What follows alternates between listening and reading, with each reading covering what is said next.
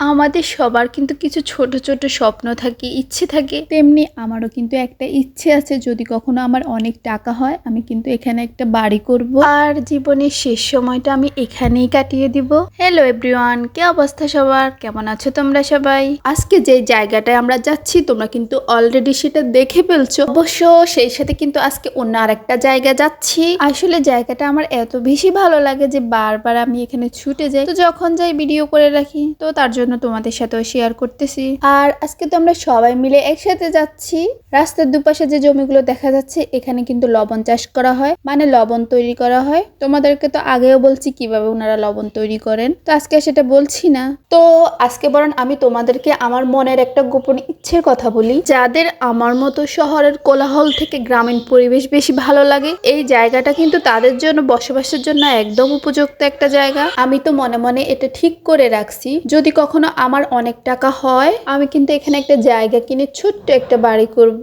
আর ছেলেরা যখন বড় হয় তাদের মতো জীবন কাটাতে শুরু করবে, তখন শেষ বয়সে এখানে এসে থাকবো। এখানে কিন্তু সারি সারি মাঠ ভর্তি সবজি আছে, তাছাড়া কিন্তু সমুদ্রে একদম তাজা তাজা মাছ আছে। এই জায়গাটাই ভালো লাগার যেটা বড় কারণ সেটা হচ্ছে এটার কিন্তু এক পাশে সমুদ্র, অন্য পাশে পাহাড়। আমার এক পাশে সমুদ্র, এক পাশে পাহাড়, আর তার মাঝখানে ছোট্ট একটা বাড়ি করে থাকবো আমি। আর সে বাড়িটার চারপাশে থাকবে সারি সারি ফুলের গাছ। হয়তো বা এর থেকেও আরো সুন্দর ভালো জায়গা আছে, যদি কখনো এর থেকেও ভালো কোনো জায়গা আমার চোখে পড়ে তখন না হয় অন্য চিন্তা করা যাবে। আর আগের বার কিন্তু আমরা ওই যে দূরে যে রাস্তা গেছে ওই পাশে গেছিলাম, সাঁকো থেকে নেমে পূর্ব পাশে, আজকে যাব পশ্চিম পাশে। আর এখানে দেখো আমি মুখে মাস্ক পরছিলাম, তার জন্য আমার মাস্কটা টেনে খুলে দিচ্ছিল।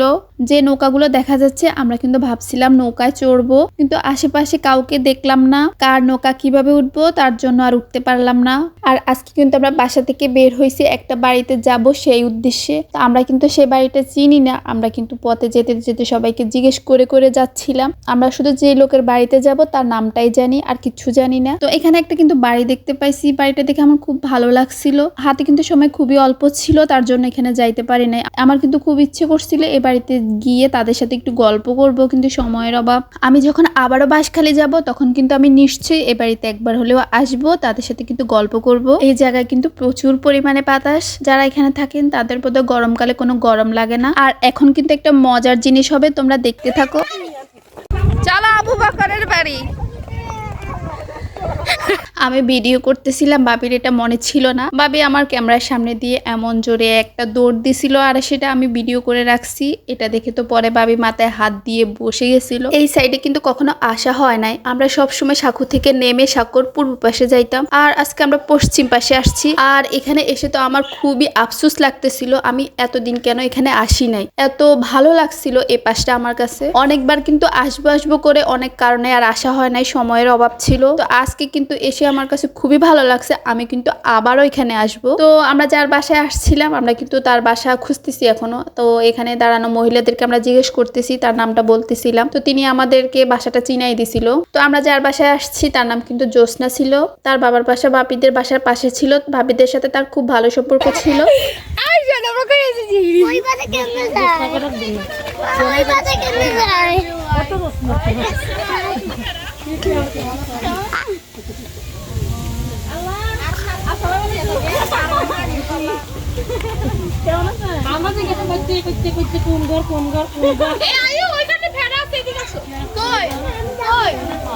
এখানকার মানুষ কিন্তু খুবই সাধারণ জীবন যাপন করেন। তোমরা একটু ভালো করে লক্ষ্য করলে দেখতে পাবা, আমি যখন ভিডিও করতেছিলাম অনেকে কিন্তু সেখান থেকে দৌড়ে পালাচ্ছিল।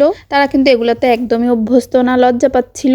এখানে উনি রান্নার জন্য প্রস্তুতি নিচ্ছিলেন। আর তারা কিন্তু প্রতিদিনই বাজার করে, মানে প্রতিদিনের বাজার প্রতিদিনই করে। তাদের পুরুষরা বিকেলে বাজার করে নিয়ে আসে, আর মহিলারা সন্ধ্যা হলে রান্না করেন, সেটা রাতে এবং সকালে খায়। আমরা যেমন একসাথে অনেকগুলো সবজি মাছ মাংস নিয়ে আসি এবং সেটা রেখে রেখে খাই, তারা কিন্তু সেটা করে না। তারা ডেইলি বাজার করে, ডেইলি সেটা শেষ করে ফেলে। তো আমরা যার বাসায় আসছিলাম এটা হচ্ছে তাদের বাসা। আমরা তার বাসাটা দেখতেছিলাম, ছোট্ট একটা রুমের মধ্যে অনেকগুলো জিনিসপত্র নিয়ে এসে থাকে।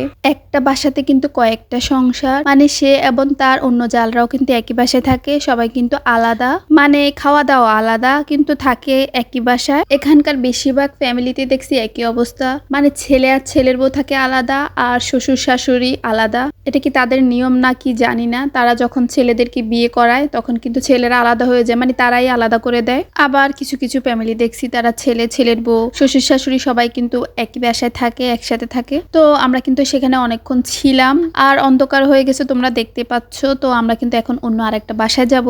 আমার এই জায়গার অন্য একটা ভিডিওতে কিন্তু তোমরা দেখছিলা, আমি বলছিলাম যে তারা এখন বাসায় নাই, থাকলে আমি ওই সময় যাইতাম। তো আজকে কিন্তু তারা বাসায় ছিল, আমরা খোঁজ খবর নিয়ে কিন্তু যাচ্ছি। তো তাদের বাসার সামনে কিন্তু এরকম একটা বাঁশের গেট ছিল, তো আমরা সেই গেট দিয়ে একে একে সবাই কিন্তু পার হচ্ছিলাম। তারা কিন্তু জানেন না আমরা যে আজকে যাব, আমরা কিন্তু হঠাৎ জানতে পারছি তারা ছিল বাসায়, তো আমরাও চলে গেছি।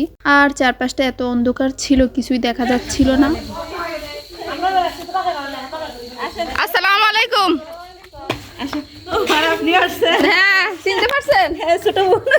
হ্যাঁ, সবাইকে চিনছি। বসেন।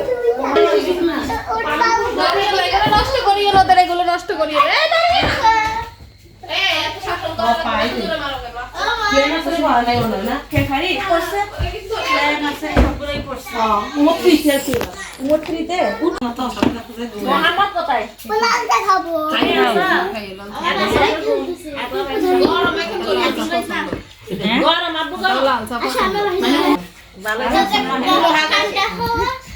তো অনেকক্ষণ তাদের সাথে আমরা গল্প করতেছিলাম। তিনি কিন্তু আমাদেরকে চা না খাইয়ে কিছুতেই ছাড়বেন না। অনেক দিন পর তাদের সাথে দেখা হয়েছে। একটা সময় তাদের সাথে আমাদের খুবই ভালো একটা সম্পর্ক ছিল। ভাইয়াদের পাশের ফ্ল্যাটেই তারা থাকতো, খুব ভালো সম্পর্ক ছিল একটা সময়। এখন অনেক দিন কোনো যোগাযোগ নাই।